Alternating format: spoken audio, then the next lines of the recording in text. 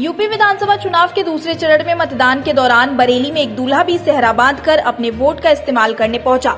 इस दौरान मतदान केंद्र पर मतदाताओं के साथ अपनी अपनी बारी का इंतजार में खड़े दूल्हे को देखकर सभी हैरत में पड़ गए।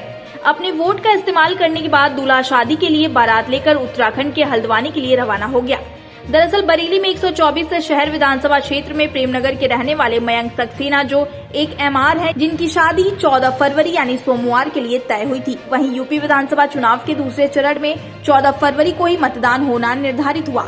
बावजूद इसके मयंक सक्सेना ने विधानसभा चुनाव में मतदान करना जरूरी समझा। इसको लेकर उन्होंने उत्तराखंड में हल्द्वानी के लिए बारात लेकर रवाना होने से पहले ही प्रेमनगर के भूड़ इलाके में बूथ संख्या 154 पर अपने मत अधिकार का इस्तेमाल किया, जिसके बाद दुल्हन से 7 फेरे लेने के बाद उत्तराखंड के हल्द्वानी के लिए रवाना हो गए।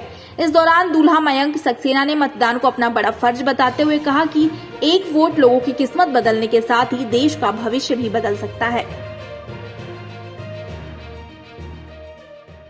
मत का प्रयोग बहुत ज्यादा जरूरी है। जब मैं दूल्हे की ड्रेस में आके तैयार होकर वोट देने, आपने मतदान देने, आपने वोट का प्रयोग करने आया हूँ, तो पब्लिक को खुद ही सीख लेनी चाहिए कि हमें अपने वोट का प्रयोग करना चाहिए। क्या लगता है देश की प्रगति के लिए तो वोट देना ही चाहिए। कि कौन सी सरकार कब आ जाए, कौन सी कैसी हो जाए, तो कुछ पता नहीं। मैं तो ये कहूँगा बीजेपी को ही वोट देनी चाहिए। पब्लिक के सामने बोल रहा हूँ, बीजेपी को वोट दो सब लोग।